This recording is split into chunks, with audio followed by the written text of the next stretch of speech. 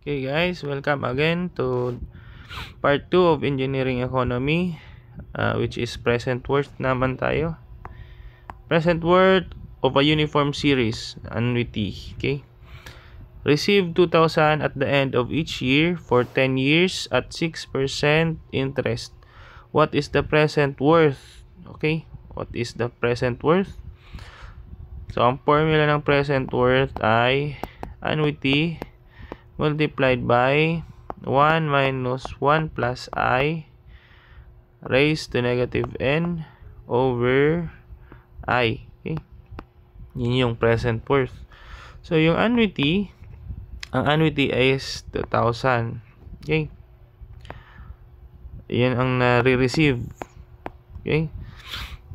Multiplied by 1 minus 1 plus I 1 plus 0.06 kasi 6% ang interest.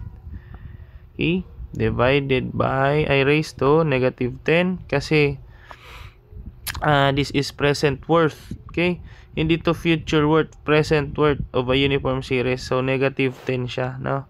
Pag future, this is positive, okay? Ang n. Pero pag present, tinatanong, negative 10 yan. Okay, so interest is 0.06. Okay, direct sa calcu. So this is